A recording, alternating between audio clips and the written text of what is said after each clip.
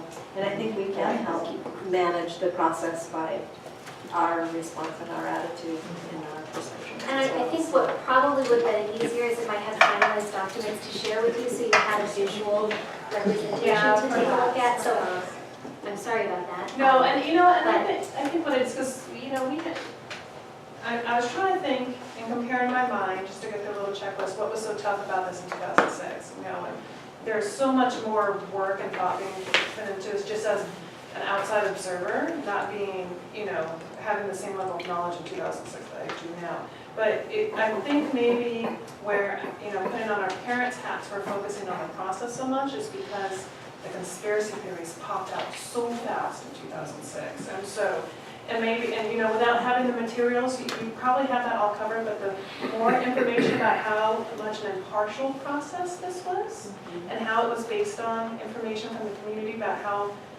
the decision should be framed, what the priorities were, and it had nothing to do with the ethnic makeup of the school community. It was just crazy how quickly the conspiracy started. Maybe that's why you're hearing that from us. No, but I think it probably would have been easier for you to follow along and see the materials. So just, we'll make sure that that's covered in the materials as well. And I would say the biggest support from the board will be encouraging folks to provide their input directly to EDTF so that they have the best information that they have, because you will, this is going to be an emotional issue, so you will be addressed by a variety of different community members, and some may want you to advocate specifically for that piece, and it would just be very helpful for all of us to make sure we're providing input directly to EDTF. So when they give their input to EDTF, though, the reality is much of that input will be heard, but changes probably won't be made. May not be, but it's an opportunity for EDTF to get that input, and they can take all of that input, and we'll be going through all of the input to see. And so we might not make those changes, and there will be valid reasons as to why. And so opposed to why, I mean, that I don't want any community members to think, oh, I'm putting my input in now. They will though.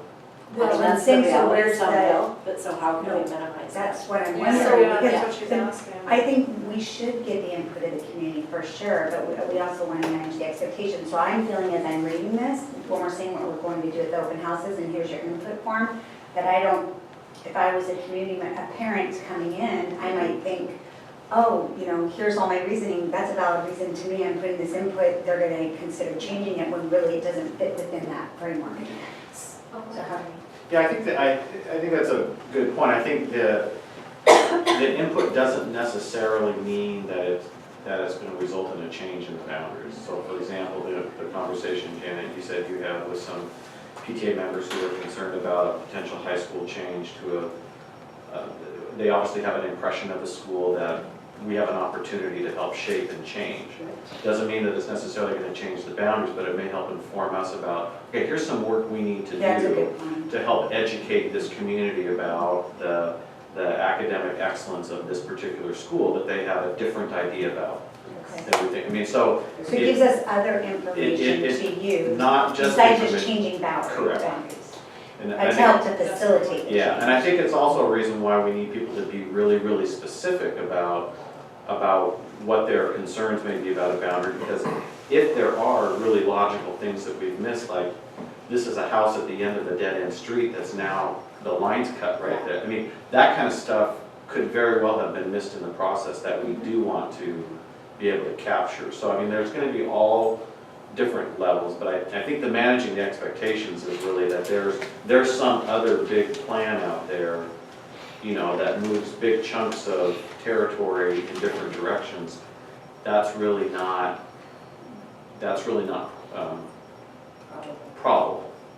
So, and I think that's just the kind of the managing the expectations that we need to be sensitive to. And part of it too with the engagement piece as well, there's the managing the expectations, so we want to make sure we're as clear as possible on the front end, but then it's that follow-up communication. Right. So we'll want to make sure that EDTF, when we have that draft recommendation, our follow-up communication will include why we made any tweaks or whatever. So I think that can help as well. And to my earlier comment, what I have observed in the past is that to some people, me listening to their input means me doing what they want. That's just their perception of it is a reality that I think we live within. And so how to mitigate that, and I think the message that we have responding to those messages is a big responsibility for us to be cognizant that we are all of the things that Deanna has said, that we're in a district that are not one couple. You know, I just think there's a lot that we can do to help people come to a little bit better realization. For sure. Yeah. But, and I think, No, I'm on board. Right. Yeah, no, I know, Yeah. yeah. I'm on board, I agree with this. and I think, But back to they the thing, we keep harping all on it, have done. but the context helps that conversation too. Absolutely. If you're having That's what I'm something, they're saying, yeah. you know, are they really gonna listen? Well, it turns out you're a walker and we didn't realize this little neighborhood was a walker. Yes, that's actually valid information we need to know. You want to stay there because your kids might play basketball since they were in the third grade. Well, where does that fall in these assumptions that we've made? I'm just gonna keep that sheet handy. I know, me too. I'm good.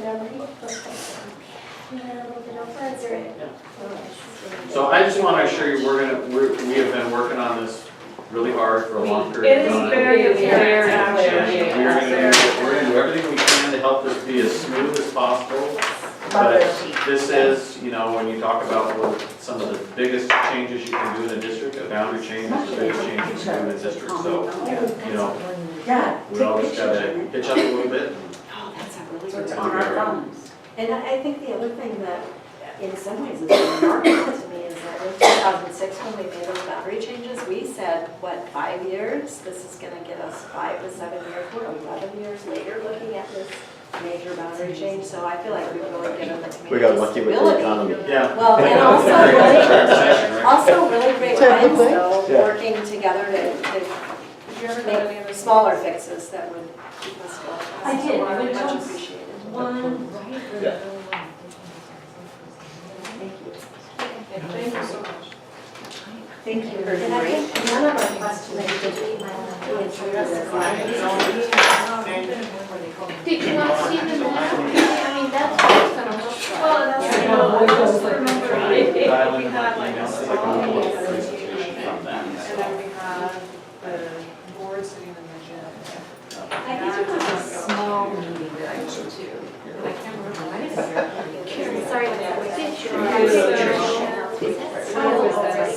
What week? So do we have to minutes then? There it is. Okay, I just feel like none of my questions. Well, so- Is that it? That's it? Wait, is that the one you need to service this? Oh, that's the one I want. Yes. Hey, Cindy, is